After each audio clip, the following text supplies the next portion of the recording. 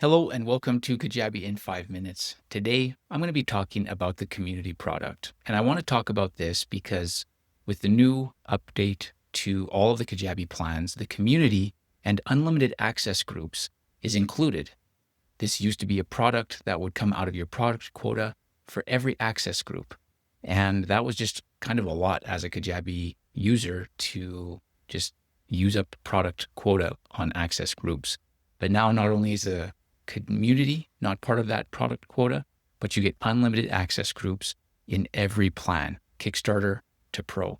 And so it's worth talking about the community because it's just kind of a standard now. And again, Kajabi, in their big evolution, they wanted to make their product more in line what creators needed. And community engagement is a big deal for anyone trying to build an audience and a brand and a business online selling their stuff. So the community product, it's still something you have to start. It's not just always there.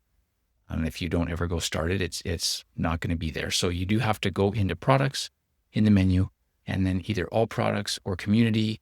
And from there, you can jump right into it. You're going to need an access group. And the access group is, think of that as a user group inside the community. The best way to probably start is just by making an access group and considering that your community. What that means is anyone in that group is going to be able to use the functions in your community.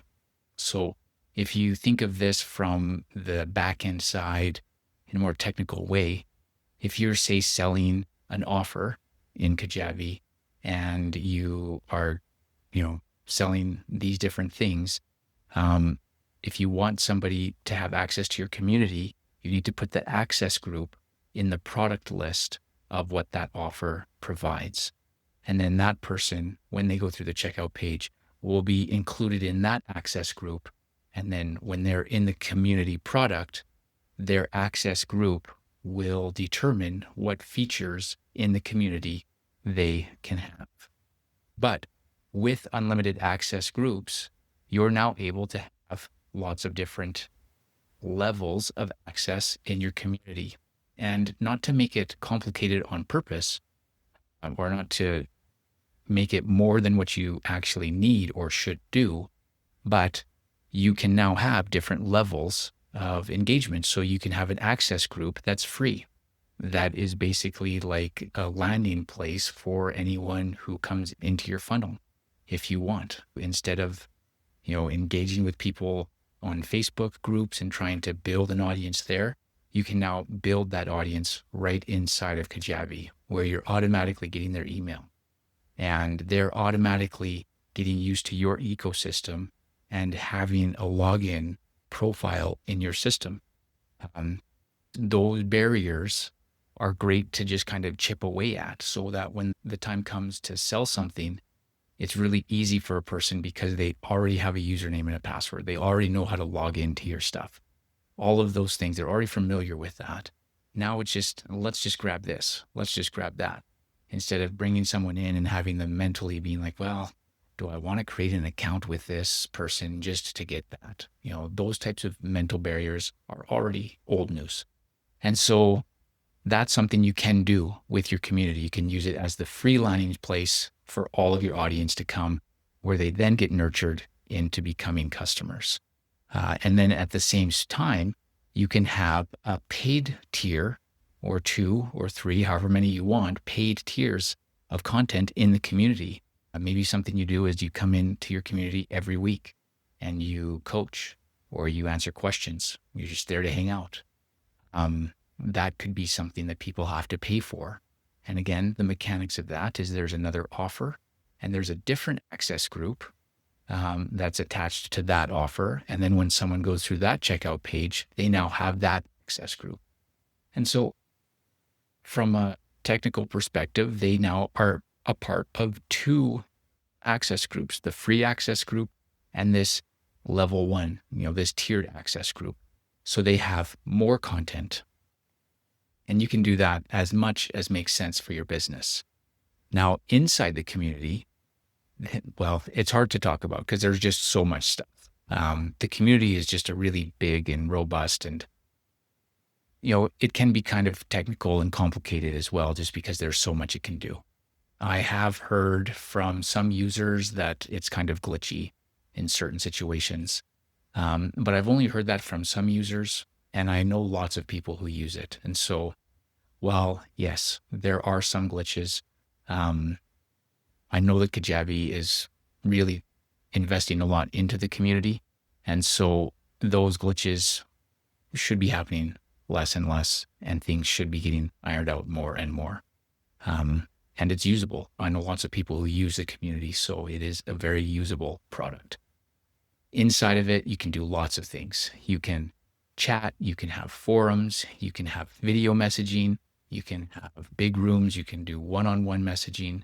You can invite just one person into the room to just have a one-on-one. It can be an open group.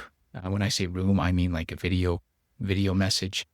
You can direct chat. You can have challenges. You can have a leaderboard for, based off of points that you assign to people for doing stuff in the community. You can have meetups. People can RSVP, all sorts of stuff. You can change what things are named. You can add content in if you've got a website or a course or a page or a YouTube playlist or something. You can bring that into your community as well as a new page. There's really just a lot that you can do. There's just a lot. And so if you're thinking about using the community, my advice is always create an access group and just go in and just see what can be done. Just click around. There's a bunch of settings. There's a lot of control. If you want to change the name that shows up with the emojis when they show up, you can do that. You can create a user guideline so that when someone first comes in, they have to read the guidelines and hit, yes, I agree. All sorts of things. So just get in there and just see what you can see. If you've got some people that are working with you on your team, or maybe you have some friends or somebody, have them create an account and come in at the user side. It's a great idea for you to create an account as a user. Grant yourself access to that product. So now you can see from a client, from a user perspective, what this community looks like. If you're going to do that, make sure you don't use the email that you use to log in as an administrator to a Kajabi. To get into the back end, use a separate email. And when you are coming into it as a user or a customer, do it in a different browser or in a private or incognito window.